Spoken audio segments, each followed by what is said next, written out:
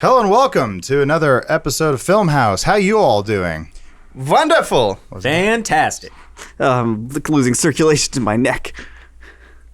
There's a reason why Jacob's wearing a giant sombrero, but for you audio listeners, you don't need to care. I want to let you guys know that this episode of Funhaus is brought to you by 4 Hymns. You can get 1 month trial. You get a 1 month trial for $5. Check out the hair loss kit going on over there by going to 4hymns.com/Funhaus, but we'll talk more about our sponsor later. For now, we're going to talk about all the hit movies coming out this weekend for the film-going audience. We've got A Wrinkle in Time.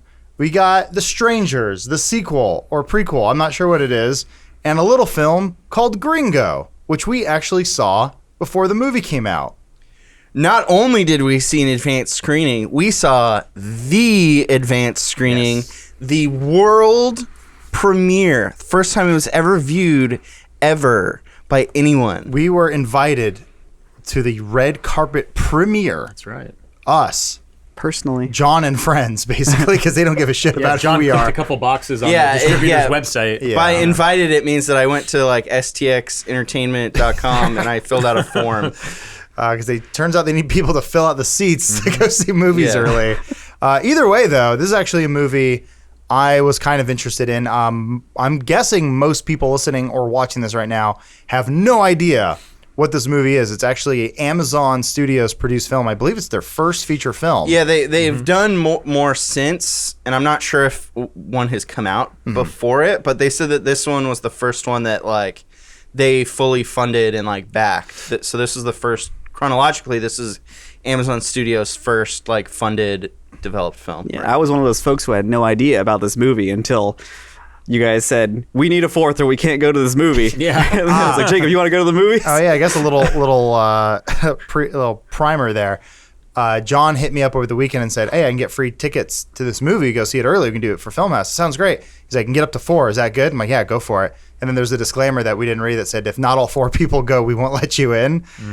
So we're just desperately like, "Oh crap, who else wants to go?" And thankfully, Bones and Jacob came along, who are fantastic to hang out with And then, to watch a movie because you guys stay quiet, and I love that about you. Yeah, and yesterday I received an email at like noon that was like, "Oh, by the way, this is a red carpet event. There is a very serious dress code that will be enforced." When I was signing up for it, I did not realize that it was a red carpet event. I thought that like it was just going to be in a random theater with like other ones we've been to. Is there's like a radio DJ there like speaking into a mic, and that's basically the only thing making it seem legit. But no, this was like red carpet event. So we had to raid the costume rack. Yeah. We had to get some white shirts that were all ladies' shirts. Jacob wore a woman's suit. I did. It fit him pretty well. No. Anyway, Not let's surprising. let's talk about the movie because guys, becoming an Ain't It Cool news review. Sorry, a bunch of details you guys don't care about. So the story of Gringo. It's about a gentleman named Harold. How do you spell his last name? Soyinka. Soyinka. He's an average businessman who works for Cannabex Technologies Incorporated, a company that has developed a weed pill, which is medical marijuana that has been simplified into a pill. Harold's bosses, Elaine, played by Charlize Theron, and Richard Muss, played by Joel Edgerton. Edgerton, I got it right.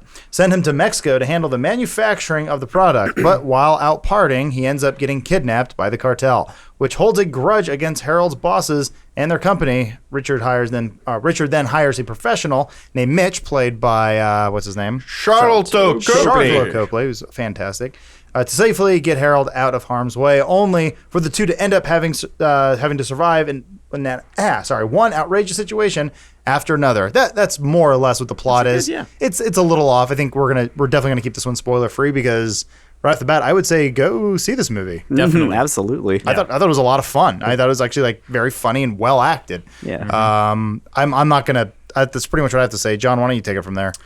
So this is a movie that I saw the trailer for a while back, and I've been very excited for it, but I tried to keep my expectations low. Directed by Nash Edgerton, the brother of Joel Edgerton, who has a history in stunt coordination. So he's been a stunt director, stunt coordinator on a lot of films, but he hasn't done anything major. This is his first major motion picture. And I was pleasantly surprised. I think it's one of those movies where there's a lot of moving parts that keep colliding, like a lot of different threads that keep coming together, and those can always get really messy. But I felt like this one did a good job of both setting up the context as to why these threads exist, like the setup for how they're involved in the weave and how they were woven together was executed very, very well. There's only like a few moments that stood out where I went, really? That's a little coincidental. But ultimately, I thought the way you're exactly what you said, where they set up all these characters in an interesting world and how it all connects at the end worked out really well. And it's nothing really like, it's not like a twisty movie or anything like that. No. It's just, it's not like the end of Signs where like there's been all these signs, but it's just that it's that there's these different threads that interweave, and it was well executed. It did a good job of planting all the right seeds for the audience, like pretty early on in the movie, so they're at least in your head. And even like when they briefly come back at moments in the middle of the movie, then you're like just reminded that they exist. So then when it all comes together, you're like, okay, this all makes sense to me, and it's great and satisfying and really funny. And it managed to be kind of wacky and almost mad. It was almost like a throwback to like older sort of crime comedies, like so many things happening and so many misunderstandings and stuff. But it did it in a way that wasn't stupid or didn't feel forced. And I think that was helped mostly by just like the incredible cast. Yeah, like there could have been easy opportunity to make over the top goofball characters in this. But everyone is like funny but believable. Yeah, very grounded. Yeah. Yeah, the main character, Harold, who's played by, I'm going to butcher both names he has. It's David Oyelowo. I'm terrible. I'm sorry. He, I would say a movie like this more would live or die based on the main character. It does extremely well because he is extremely likable. He's extremely charismatic. He's someone who actually really enjoy watching. He's a extremely sympathetic character without the movie being too pandering. But he's also surrounded by an amazing cast that makes him look even better, which is rare for a film. Want to mention the character Joel Edgerton plays. Both Jacob and I were just so excited about what a great douchebag he plays. Yeah. There is a moment specifically in the film where they're playing basketball, like a company, like they're playing basketball after work, and he steals the ball from his own teammate to go score. Yeah, and then he yells like 70. Yeah, and then he yells foul on the other guy, and he's like, "Come on, give it!" And you're like, what a perfect way to showcase someone's character without being overbearing. Yeah, it was so well done. Just little moments like that. And there's probably about 10,000 of those littered throughout the film of just his character. Yeah, Joel Edgerton and Charlize Theron, who we'll talk about more in a sec, but they were both wonderfully unlikable characters. Yeah. Like they were horrible, like they're the worst people ever, but their performances as these people were so great, and they just like enhanced the Harold character so much that it was just like every time they were on screen, I'm like, yes, I want to see how awful they can be. I think that's something that you don't get from the trailer, and it's not spoiling anything, but they have a larger role than I thought they did. And yeah, I was very happy that was the case because as Jacob said, whenever they were on screen being douchebags, it was really good. And like that was one of the things that the movie did really well. We're talking about the multiple characters. So you have basically Harold's character, what he's going through. You have the bosses back in Chicago. And then you have these two other side characters that are also in Mexico for another reason. And then they even start introducing kind of other characters, but the movie never really feels too heavy. It doesn't feel like a 2 Days in the Valley, which also stars Charlize Theron, or like Shortcuts or like Pulp Fiction or something like that, where you have all these multiple storylines and you as a viewer go, what the hell's going on? At the end you go, oh. What they actually succeed in doing is having these multiple storylines going on, keeping it connected, and then still having you go, oh, at the end. So I thought that was sort of pretty impressive for not a first-time director, but for like a major studio picture like this, that was like for Nash Edgerton. I thought it was very well executed. Yeah. Great work.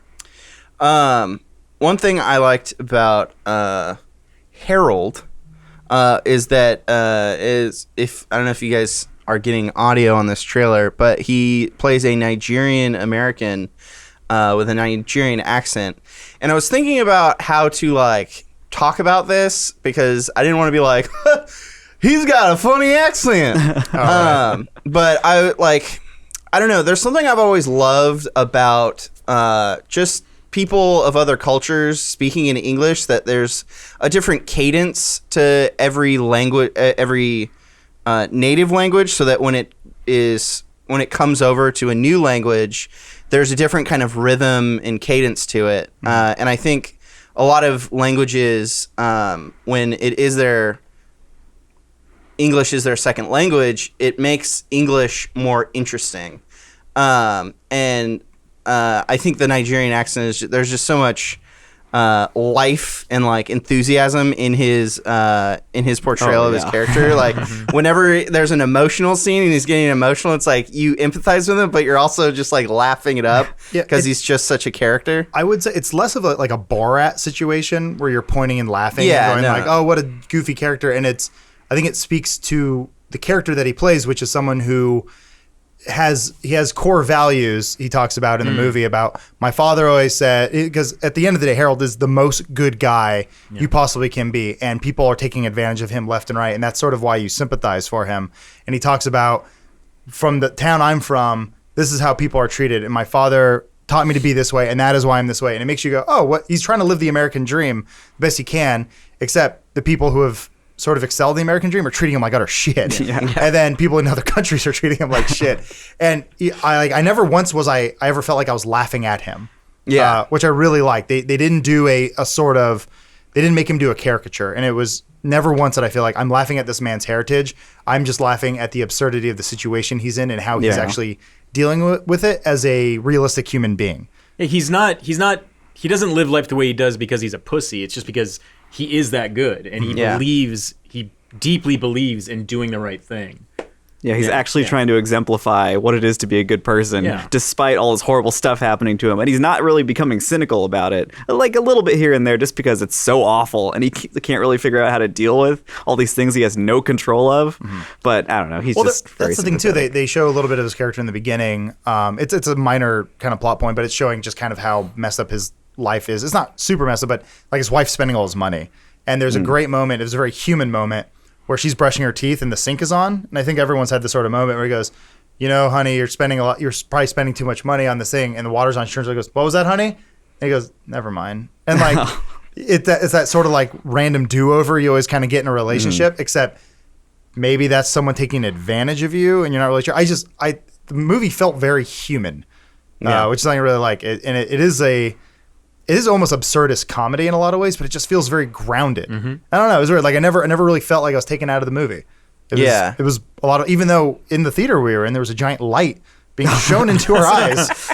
My curse continues, but thankfully Jacob was wearing a giant woman's jacket, so I got to hang it on the back rail, and it could block the light in a way that we could enjoy the film. Technically, it was a men's coat, women's blouse. Yes, exactly. Oh, is that what it was? That's what it was. Yeah, it was like a double XL men's suit jacket. Yeah. So I looked like a tiny toddler when we were at this premiere. There was at one point Jacob looked like a turtle in the shirt because he kept jumping in and out. We were getting burgers after, and he was just resting, and his collar was up like around his nose. The shirt there was a lot of space in that blouse for my non-existent bosom.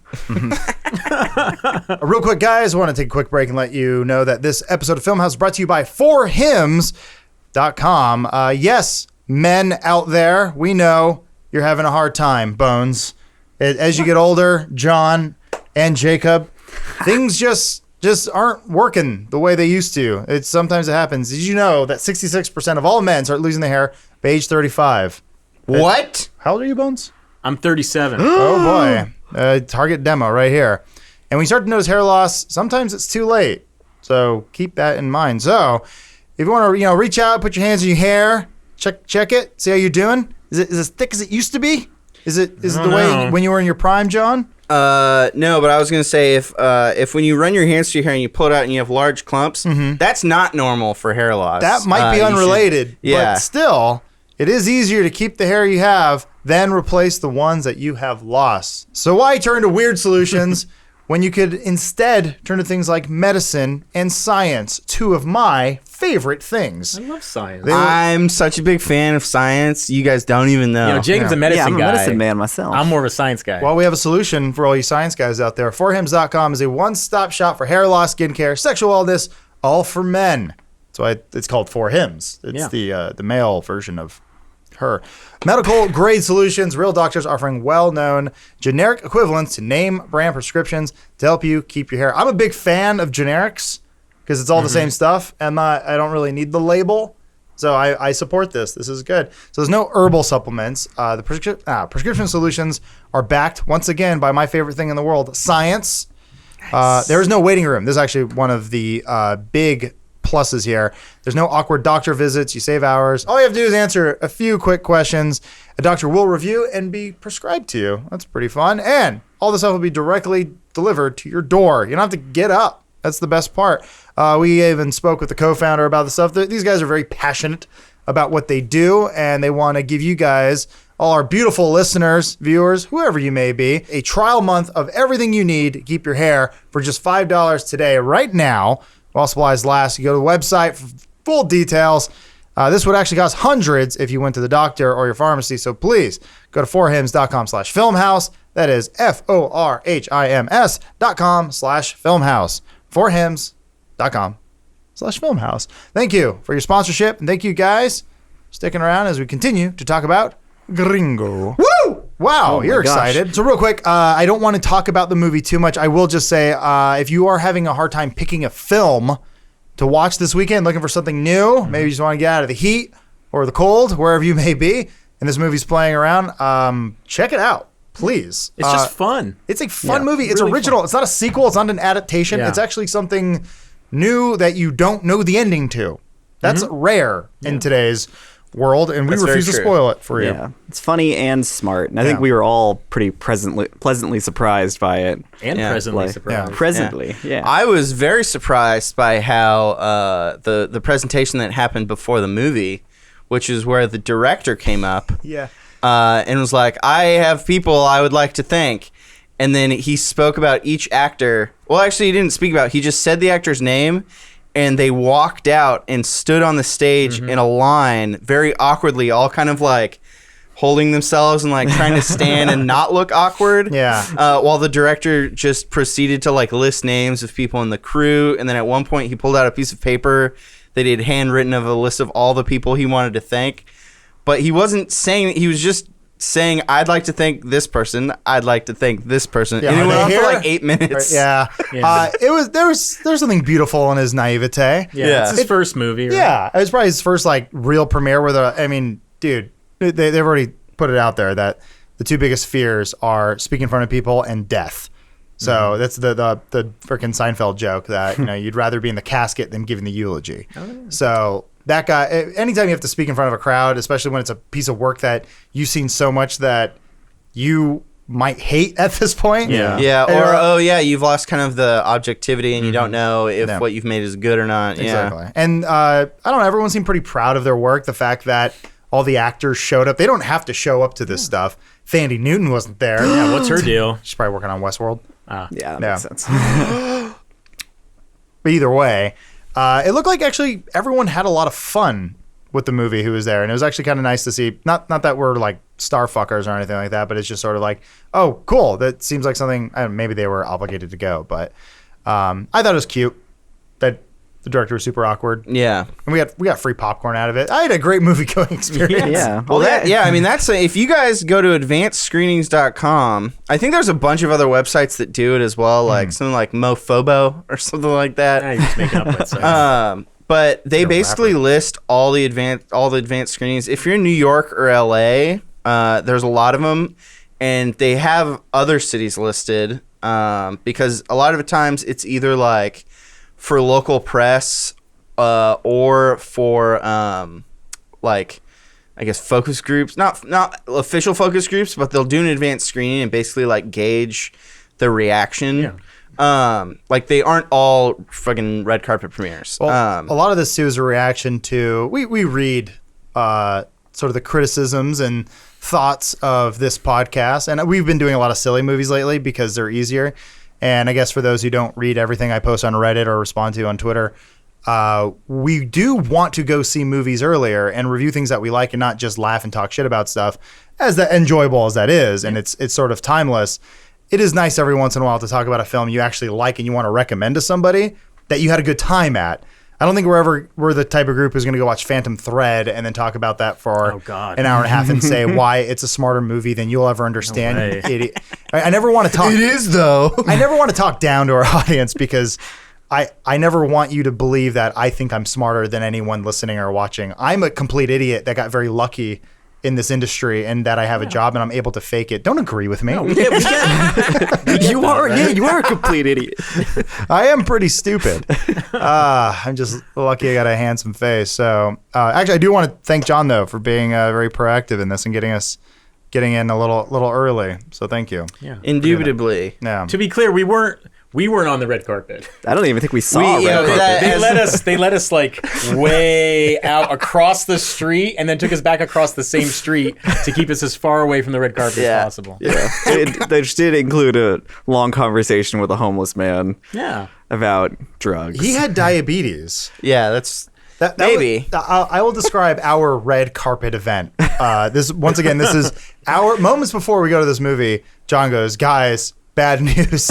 We got to dress nice. Oh, God. I was wearing whatever jeans and a jacket. And I was like, I'm fine. I'm okay. I'll zip it up and cover the logo of my shirt or something like that. Bones though. Just immediately just started sweating and was like, full on.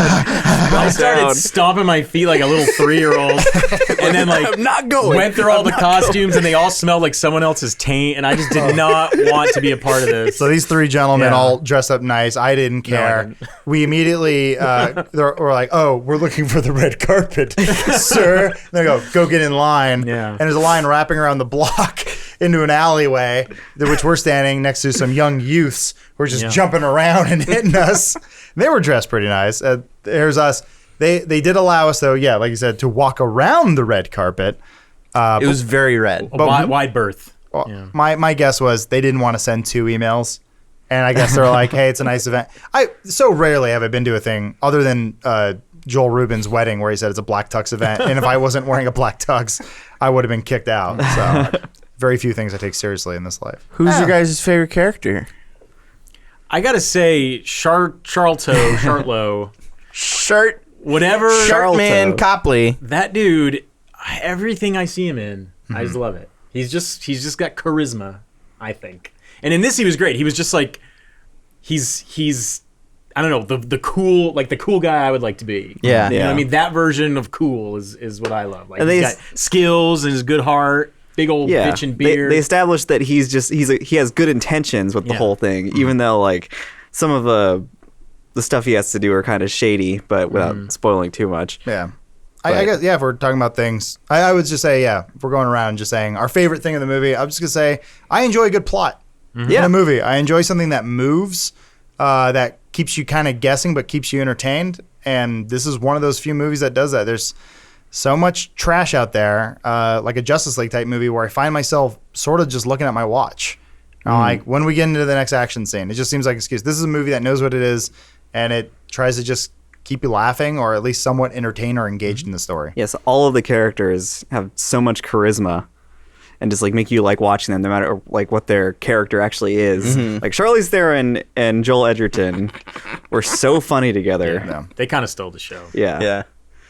I'd say that my favorite aspect was Ronaldo and Ernesto Gonzalez. Oh yeah. Kind of underrated. Yeah, those guys are good. Underused. So good. It's basically these two brothers that kind of learn about this whole kind of fiasco that's going on and try to profit from it, basically. So they keep showing up, but they're like the two kind of bumbling.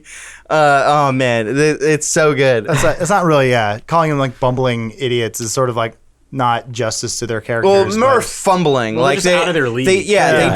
they don't have a full grasp of the situation and are just kind of more. I was thinking more fumbling, like it's out of their element, out of their league, but they're still kind of trying to make moves. Well, the movie's really good at taking like minor characters and doing as much with them as they possibly can. Yeah, totally. I thought that was like, no one was really underutilized, which I Yeah. thought was really like an accomplishment. Yeah. And I think the director summed it up really well when he was up there on stage. He just said, movies at their heart, I mean, they can be a lot of things. They can be about a message or about art, he says, but at their heart, they're just about entertaining people, right? Yeah. And that was his goal with this, and he fucking knocked it Yeah. out. Yeah. Like, just a movie that's not trying to win an Oscar, but like entertains the hell out of you for 2 hours. Absolutely. Yeah. So with all that said, if you have a choice, I believe we're all recommending this, except for Jacob, who really wants you to go see Wrinkle in Time for some reason. I don't know. He's a I big don't even Oprah remember fan. that book. I don't know. There's centaurs in it, apparently, according to the Wikipedia page I read again. Anyway, we'll all be watching this with you guys in your heart. So once again, thank you for watching, for listening, telling a friend, all that fun stuff. It helps us. Thank you guys for being on the podcast, as always. My wonderful crew. You guys are great. And thank you, forhims.com, for sponsoring this. Yeah. Please check them out. When you do that, that lets them know that you guys, by supporting them, support us. That means they're going to keep supporting us and allow us to keep the show going. One day they may even give us a studio to film on. Oh my god. They're using it for like a writer's room right now, so it's fine. It's totally understandable. But soon, one day, I have heard they're going to like give us a set, like a real set, instead of just that table and that reused like Twits and Crits set. So it's exciting, right? Yeah, you guys should tweet Bernie about it. Please don't. Don't do that. The less Bernie knows about what we're doing right now, the better. Seeing all these advanced Yeah, screenings, it's- going to red It's carpet like, who are events. those three assholes behind Adam anyway? There's some what's a fun house? Anyway, awesome. Hey, you guys are the best. We'll see you next week. See this movie. Bye, everybody. Bye. Spoilers. I don't know if we can jump to the ending, but it's the Please. exact same ending.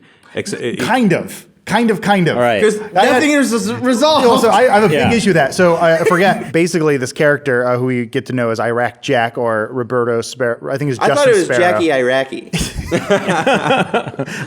I know that's not racist. But